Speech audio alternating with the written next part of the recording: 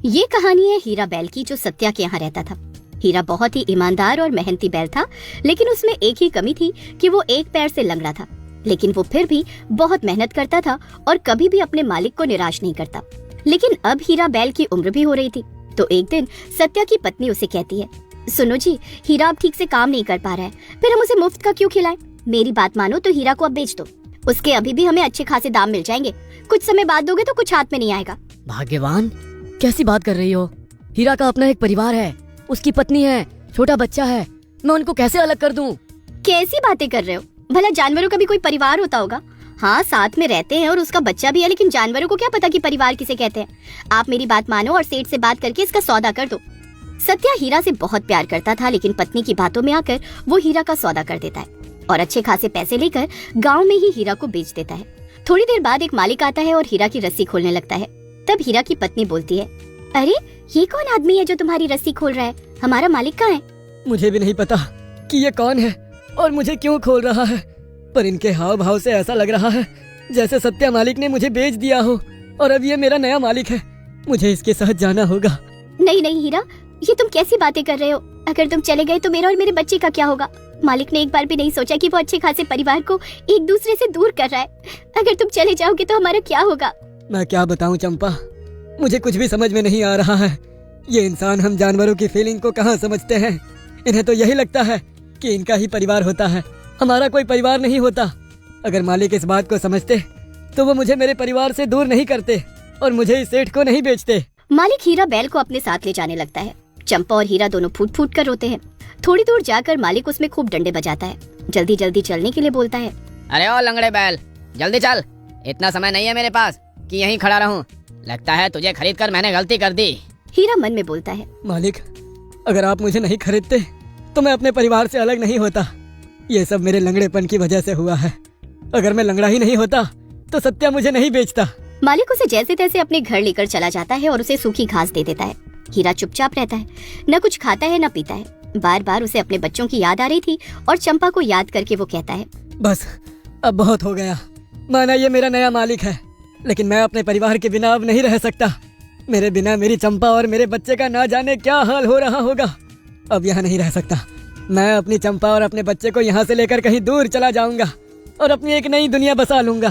हीरा रात में रस्सी तोड़कर वहाँ से भागने लगता है, पर लंगड़े होने के कारण वो गिर जाता है और उसके पैरों से खून आने लगता है। हीरा रोने लगता है, भगवान, तूने मुझे लंगड़ा बनाया। मैंने कभी कोई शिकायत नहीं की, पर आज तुझे मुझे हिम्मत देनी होगी ताकि मैं अपने परिवार के पास पहुंच सकूं।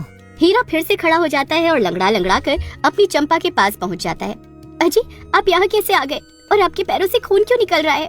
चंपा, अभी कुछ बोलने का वक्त नहीं है। सुबह होने से पहले हमें यहाँ से दूर जाना है। बस हमारे पास यही रास्ता है। हीरा अपने मुंह से चंपा और अपने बच्चे की रस्सी खोलने लगता है। थोड़ी देर मेहनत के बाद वो कामयाब हो जाता है और फिर धीरे धीरे चलते चलते वो तीनों दूर चले जाते हैं और एक गांव में जाकर रहने लगते हैं। हीरा, हम सब कुछ छोड़ छाड़ कर तो आ गए हैं, लेकिन अब हम क्या खाएंगे? हमें तो यहाँ कोई कुछ खाने को भी नहीं देगा और हमारा बच्चा बहुत भूखा है। तुम चिंता मत करो, मैं कुछ न कुछ इंतजाम कर लूंगा, पर अपनी बीवी और बच्चे को भूखा सोने नहीं दूंगा। तुम मेरा इंतजार करना, मैं कुछ न कुछ खाने के लिए लेकर आता हूँ। हीरा चंपा को और अपने बेटे को छोड़कर घर से चला जाता है। वो जगह जगह जाकर मजदूरी के लिए गुहार लगाता है, लेकिन उसे कोई मजदूरी नहीं देता क्योंकि वो लंगड़ा था। अरे लंगड़े बैल, भाग यहाँ से। ठीक ठाक होता तो कुछ काम आ जाता, मगर अब क्या ही काम करेगा तू? भाग यहाँ से। हीरा बेचारा भटकता रहता है। उधर चंपा भी इंतजार करती रहती है। उसका बेटा बहुत भूखा था, तो वो घर घर जाकर रोटी मांगने लगी। फिर उसे एक दो घर से रोटी मिल गई, उसने लाकर अपने बच्चे को खिला दी और शाम को हीरा खाली हाथ लौटता है। तब चंपा बोलती है, क्या हुआ, कोई काम मिला तुम्हें? नहीं चंपा, मैंने हर जगह काम ढूंढने की कोशिश करी, लेकिन मेरे पैर की वजह से मुझे किसी ने कोई काम नहीं दिया। सबने यही कहकर ठुकरा दिया कि मैं लंगड़ा हूँ, तो क्या काम करूँगा? तू ही बता चंपा, अगर मैं लंगड़ा हूँ तो क्या मैं किसी भी काम के काबिल नहीं हूँ? मैं इस काबिल भी नहीं हूँ कि अपने बीवी बच्चों का पेट पाल सकूँ। अगर मैं लंगड़ा हूँ तो इसमें मेरी क्या गलती है? लोग मेरी इस कमी का मजाक क्यों बनाते हैं? तुम चिंता मत करो, सब ठीक हो जाएगा। जिस चीज पर लोग आज मजाक बना रहे वही तुम्हारी ताकत बनेगी। मुझे पता है तुम अपने परिवार के लिए कुछ भी कर सकते हो और तुम करोगे। छोड़ो, ये लो, ये 2 रोटी तुम भी खा लो। रोटी? तुम कहाँ से लेकर आई हो ये रोटी? हीरा, मुन्ना बहुत रो रहा था, उसे बहुत भूख लग रही थी, इसलिए मैं घर घर जाकर रोटी मांग कर ले आई। कुछ लोगों ने मुझे रोटी दे दी, जिसकी वजह से हमारे बच्चे का पेट भर गया। अब तुम भी खा लो। चंपा की बात सुनकर हीरा बहुत दुखी हो जाता है और मन में बोलता है, मैं अपने बीवी बच्चों का पेट भी नहीं भर सकता। आज इसको मेरी वजह से घर घर भीख मांगनी पड़ी। दोनों पति पत्नी एक एक रोटी खाकर सो जाते हैं। अगले दिन हीरा के दिमाग में एक तरकीब आती है। वो लकड़ी इकट्ठा करता है और उसे पट्टे की तरह जोड़ता है और एक रिक्शा तैयार करता है। वो उसे लेकर बाहर निकलता है, जिसमें वो सामान ढोकर पहुंचाने लगा और पैसे कमाने लगा। सब उसकी इस तरकीब को देखकर बोलते हैं, अरे वाह, देखो इस लंगड़े बैल ने तो सामान ढोने के लिए लकड़ी को रिक्शा की तरह बना दिया। अब ये ज्यादा सामान ले जा सकेगा। हीरा बहुत मेहनती था, इसलिए जल्दी सब उससे काम करवाने लगे और धीरे धीरे हीरा मेहनत करके अच्छा खासा कमाने लगा और अपने परिवार को पालने लगा। एक दिन हीरा घर का बहुत सारा सामान लेकर आता है। चंपा, ये लो, ये बहुत से खिलौने मैं मुन्ने के लिए लेकर आया हूँ, और ये तुम्हारे लिए साज सजावट का सामान और बहुत सा खाने पीने का सामान भी है। अब मैं तुम दोनों को किसी चीज की कमी नहीं होने दूंगा। लोगों ने मेरी लंगड़ेपन का मजाक बनाया था, लेकिन अब वही मुझसे काम करवाते हैं। अब मैं अपने परिवार को बहुत मेहनत करके पालूंगा। किसी को मौका नहीं दूंगा कि अब कोई हमें अलग करे। हाँ, मैं तो ये बात पहले से ही जानती थी हीरा कि तुम्हारे अंदर कोई कमी नहीं है और तुम अपने परिवार का अच्छे से गुजारा कर सकते हो, और तुमने ये बात साबित भी कर दी। तुम बहुत अच्छा कमा रहे हो और अपने परिवार को अच्छे से रख रहे हो। मुझे तुम पर बहुत गर्व है। फिर हीरा अपने परिवार के साथ हंसी खुशी रहता है। अब उसकी कमी उसकी ताकत बन गई थी। देखिए ना जी, कितने अभागे माँ बाप हैं। हमें कितने सालों बाद संतान हुई और उसमें भी भगवान ने इतनी बड़ी कमी रख दी। भगवान ने हमें एक विकलांग बेटी दे दी। कभी कभी तो मन में ऐसे ऐसे बुरे ख्याल आते हैं कि क्या कभी हमारी मुन्नी अपने पैरों के बल सही से चल पाएगी या नहीं। कांता, तुम ऐसे बुरे ख्याल अपने मन में लाती क्यों हो?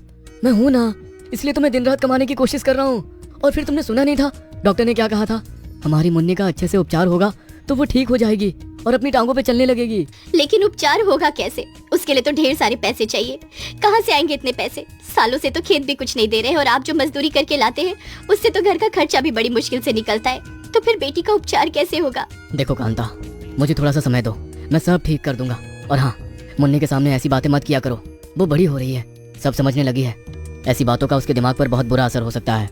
रतन और कांता को बड़ी ही मिन्नतों से बहुत सालों बाद एक बेटी हुई थी और वो बेटी भी विकलांग पैदा हुई थी।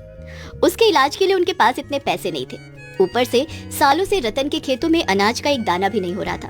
बारिश न होने के कारण खेत बंजर पड़े हुए थे। थोड़ी बहुत जो रतन मजदूरी करता था उससे बड़ी मुश्किल से घर का ही खर्चा निकल पाता था।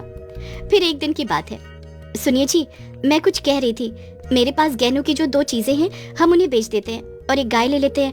वैसे भी मैं वो गहने पहनूंगी कब। गाय खरीद कर हम उसका दूध बेचेंगे और घी भी बनाएंगे, और उसके दूध से जो पैसे आएंगे थोड़ा बहुत उनसे घर का खर्चा चला लेंगे और कुछ पैसे हम मुन्नी के इलाज के लिए जमा कर देंगे।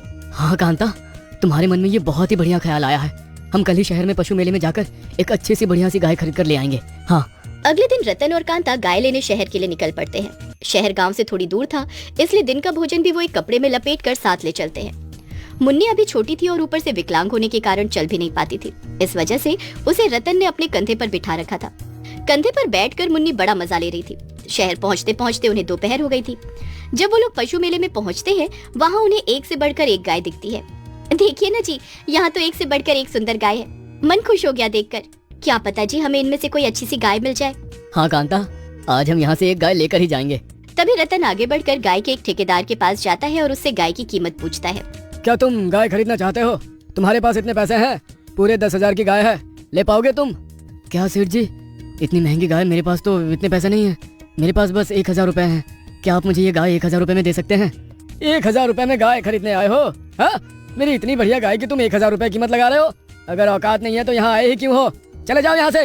रतन शर्मिंदा सा होकर वहाँ से दूसरे ठेकेदार के पास आगे बढ़ता है, लेकिन उसे 1,000 रुपए में किसी के पास भी गाय नहीं मिलती, क्योंकि गाय बहुत महंगी थी। उदास मन से रतन, कांता और मुन्नी जैसे ही वहाँ से घर लौट रहे होते हैं कि पीछे से उन्हें एक आदमी आवाज देता है। अरे भाई सुनो, मेरे पास एक गाय है, बहुत अच्छी है और दूध भी बहुत देती है। मैं तुम्हें उसे 1,000 रुपए में दे दूंगा, लेकिन एक बात है, वो गाय एक टांग से विकलांग है। अगर तुम्हें चाहिए तो ले जाओ। रतन कुछ सोच में पड़ जाता है कि तभी कांता उससे कहती है, देखिए जी, विकलांग हुई तो क्या हुआ? हमारी बेटी विकलांग नहीं है क्या? मैं तो कहती हूँ हमें ये गाय ले ही लेनी चाहिए। रतन उस आदमी से गाय को 1,000 रुपए में खरीद लेता है। गाय लेकर वो घर निकल पड़ते हैं। तभी रास्ते में उन्हें भूख लग जाती है। जो खाना वो साथ लेकर गए थे, एक जगह बैठकर वो तीनों खाना खाने लगते हैं। तभी वहाँ से एक आदमी गुजरता है और वो रतन को कहता है, क्या भाई, तुमने ये कैसी गाय खरीद ली? जानते भी हो सालों से ये गाय ऐसे ही पड़ी हुई थी, इसे कोई भी नहीं खरीद रहा था। तुमने बहुत बड़ी गलती कर दी इस गाय को खरीद के। ऐसे ही फालतू में अपने 1000 रुपए का नुकसान करवा के आ गए। मैं तो कहता हूँ इस गाय को वापस कर दो